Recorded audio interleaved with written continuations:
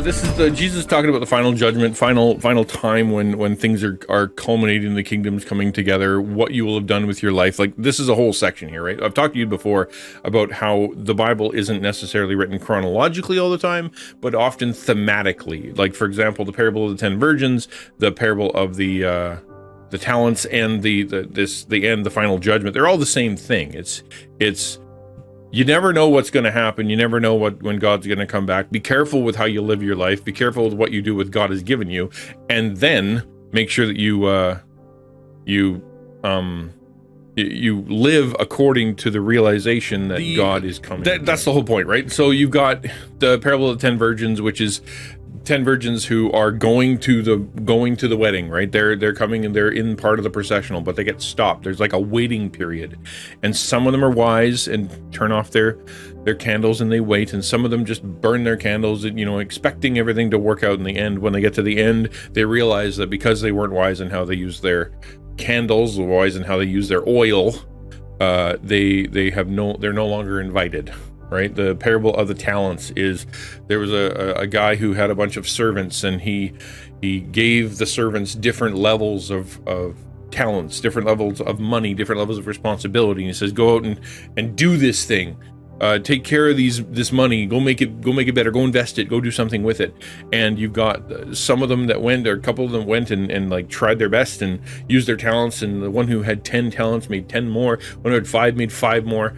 The one who was given 1, who was, he was too scared to do anything with it, so he just buried it in the ground. And then he came back and he gave it to the master. He's like, here you go. Here's your thing back. And it was the lesson is, be careful what you do with your life. Be careful what you do with your gifts. Be careful what you do with what God has given you.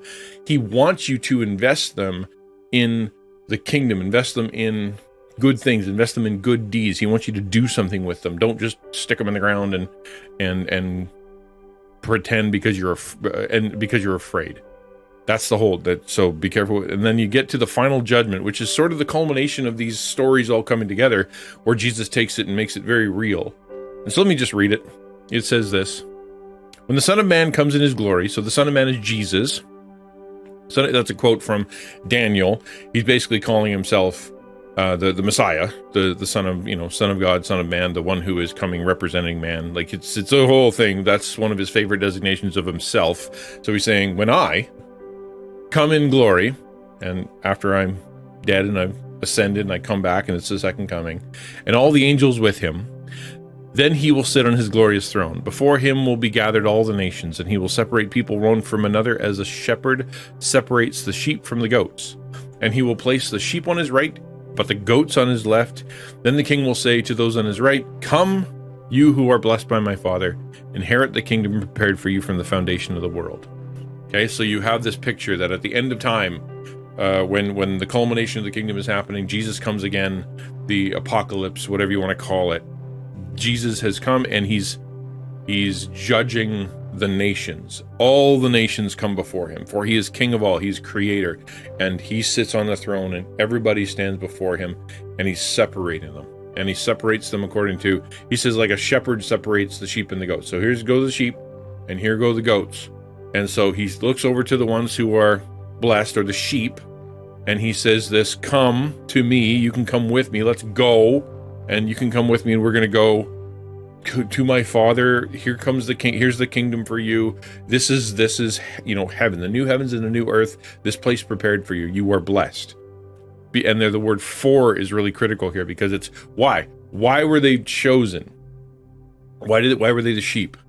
It says, for I was hungry and you gave me food, I was thirsty and you gave me drink, I was a stranger and you welcomed me, I was naked and you clothed me, I was sick and you visited me, I was in prison and you came to me. Right? So it said, you, remember the talents, remember the oil, remember the stories. He says, you who I gave these things to, whether it be I gave you food, or I gave you drink, or I gave you the ability to speak and visit, or I gave you clothes, I gave you compassion, I gave you these things, you exercised them, you used them, you used this thing at risk to yourself.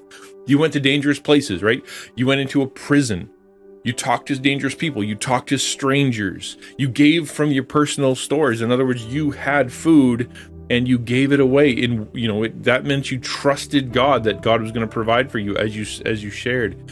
You went to the naked, the one who was certainly going through a difficult time. How did they get there? And you compassionately gave them clothes that you could have worn yourself. Right? You used what I gave you.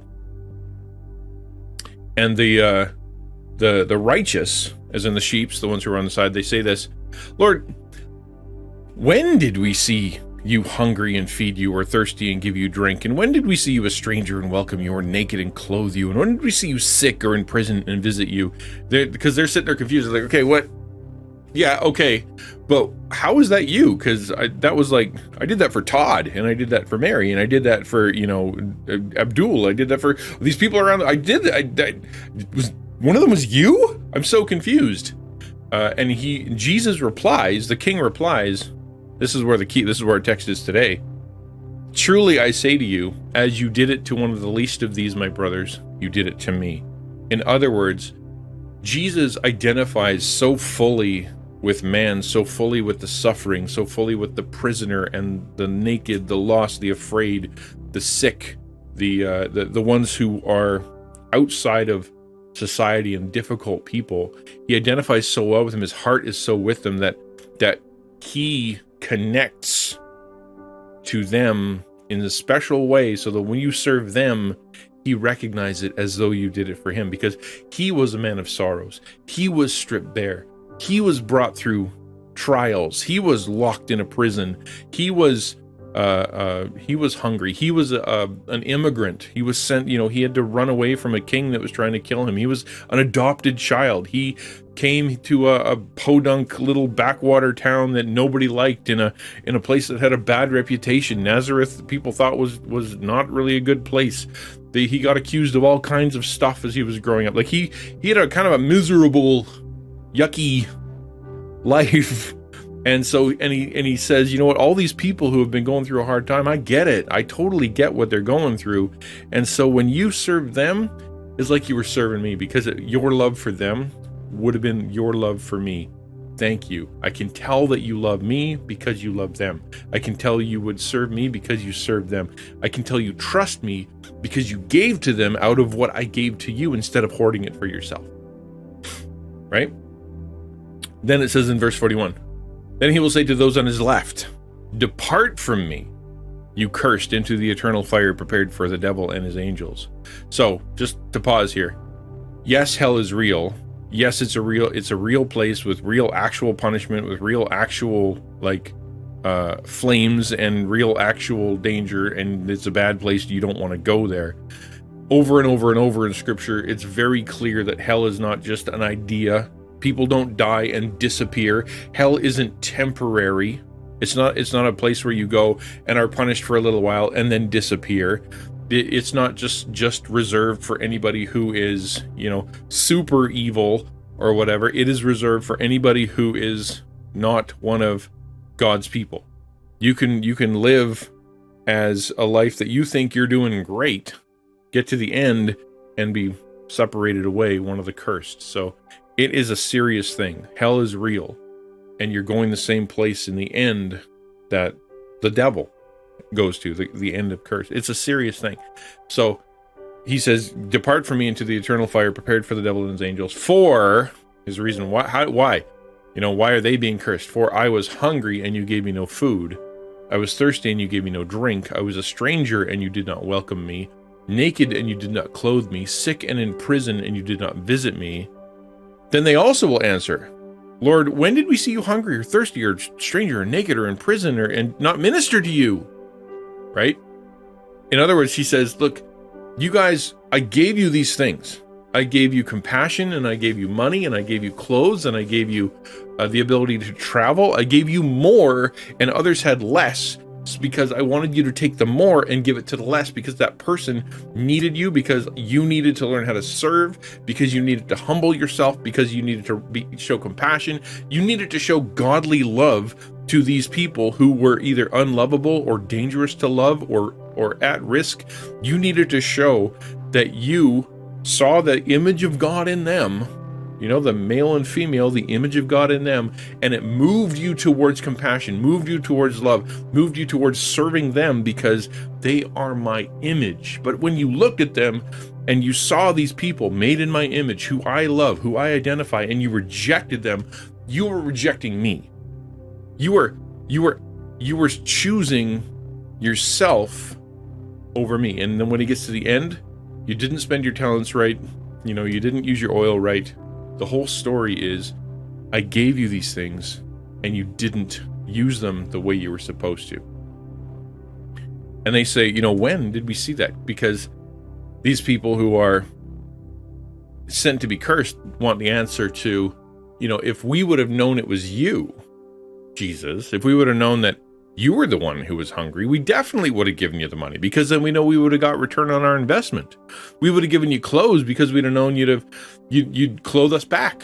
If we'd have known that you were sick and we would have come visited you, we know, because then we'd be able to spend our eternity with you. If there would have been a return there, it would have been some kind of investment. Investing in these people who are strangers or thirsty or whatever, it's a one-way trip.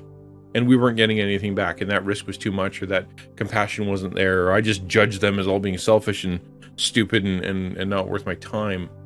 I didn't realize that you found them to be important, because I didn't find them to be important. And since I didn't think they were important, I just assumed you didn't either. And Jesus responds, then he will answer them, truly I say to you, as you did not do it to one of the least of these, you did not do it to me. And these will go away into eternal punishment, but the righteous into eternal life. We're not saved by our works. It is not what we do what saves us. Our works show our faith. Our compassion for people shows what we believe. Our desire to serve and to help and to risk and to go into the world and to take care of the lost, the lonely, the afraid, the widow, the orphan, the sick, the prisoner, the lacking, the naked. That shows a love that is inside of us that is coming out in practical ways, right? It is not the good deeds that save us. It is the good deeds that show that our heart has been changed by God. God is very clear that people who call upon his name, who call him Lord, and don't do these things, don't show love to others, aren't compelled to love others, aren't compelled to risk themselves to go to places that are dangerous, or go to places that they're going to get in trouble, go to places that are going to cost them. If they're not willing to, then they are not like Jesus. They're not loving like God. They don't see the image of God in them. As we seek to be more Christ-like, we're going to become more like his mission. We will humble ourselves. We will become servant of all. We will give more of ourselves in sacrifice, because that's exactly what Jesus did, and that's how we live. Whereas those who claim Jesus, call upon Jesus, say that they're Christians, but use that as an excuse to elevate themselves in power, to manipulate others out of their money, to say that God doesn't like the sick. You should have more faith. God doesn't like the prisoner, the naked, the whatever. God doesn't like those who are dirty or sinful. God only likes the holy. If you're that person, you're under a curse and you're headed for hell. Even though you say that you're a Christian, even though you think you are, your heart has not been changed. Your heart has not been moved. You are non-compassionate. And therefore, because your heart doesn't show what's happening for real, you're a hypocrite. And hypocrites don't go to heaven. Hypocrites don't live in eternity.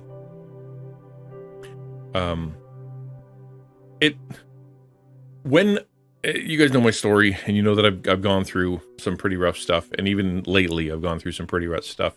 And as I've done that, as I've gone through abusive churches, as I've gone through burnout, as I've gone through physical abuse, emotional abuse, sexual abuse, I've gone through all these things.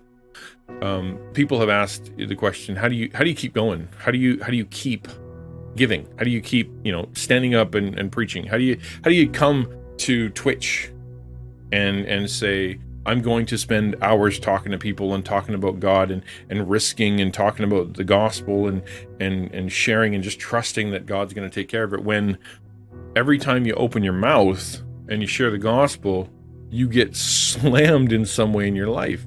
That someone you love gets attacked, someone you love gets sick, someone you love gets wiped out, that the enemy is trying to destroy your family because you're preaching, because you're teaching, because you're seeking to show love to people who God has called you to. And my answer is this: my heart is compelled. I want to be here to serve and love the sheep, the people who are lost sheep, the ones who don't have a church, who've been hurt by the church, who are ostracized from the church, who feel like they've never connected to a group of believers. I want to be there for them. I want them to come to me and see in me an eldership, a pastorship, someone who loves them and has spiritual authority, and that they join a group of people that are like that, the group of lost sheep coming together and caring for one another. And I want that group to look out into the world and into Twitch and to be able to see people who are lost, who are hurt, those who are rough around the edges, those who use, not the greatest of language, those who are addicted to porn or addicted to whatever else, like are up to their eyeballs in fantasy. And those ones who are seeking to get out, who want light, who want salt, who just want to connect with someone who will tell them the truth and not try to manipulate them, who don't want to use them, who aren't trying to destroy them, but just want to tell them the truth and show them love. And those people are out there, and they come here. That's why I keep going. That's why you keep going. That's why when you're streaming or when you get up in the morning, if you're a believer, it is sometimes really hard, but because your heart is like Christ and you want to become more like him, and he's making you more like him, your heart compels you to continue to serve despite the danger, despite the loss, despite the risk. I'm not quintessentially the greatest missionary. I know that. I've got a lot of rough places in my life, a lot of sins that are continuous. I got a lot of problems, and I'm not perfect, not by any stretch. But I will say this: the merciful love of Jesus, his kindness and his patience and his love has changed me in such a way that I want to love others. In whatever faltering, failing, tripping, falling, and mashing my face on the floor way that looks like, his love for me is real, and I feel it all the time. Despite all the horrible stuff that's happening around me, he is holding me together. He's my foundation. He's keeping me together. In the same way, there's many here, and I promise you, there are many here. Like Xanadu is a great example. Pineapple's a great example. People that have said in chat and have said, you know what? I'm only here by the grace of God. I don't know how I made it through the last year, the last 2 years, the last while here, except by the grace of God. And therefore, as I come across people who are going through a hard time or are going through the same thing I'm going through, loss of a parent, loss of a loved one, through abuse or fear or whatever. And Dragon 2, yeah, exactly. Dragon 2. I want to serve and love them. I want them to not have to falter and fail and lose the way I did and have to learn. I want to help them. That's Jesus working. That's God at work. And I think that's a big part of what we're doing here, and also what this passage is all about. Did you already reach the place where you couldn't get to in the beginning of the section? I did, yes. But I didn't need the walkie thingy to get there. I just needed to do the underground loopy-doop so I could learn how to zip-zap with the electric bibbly bobbles.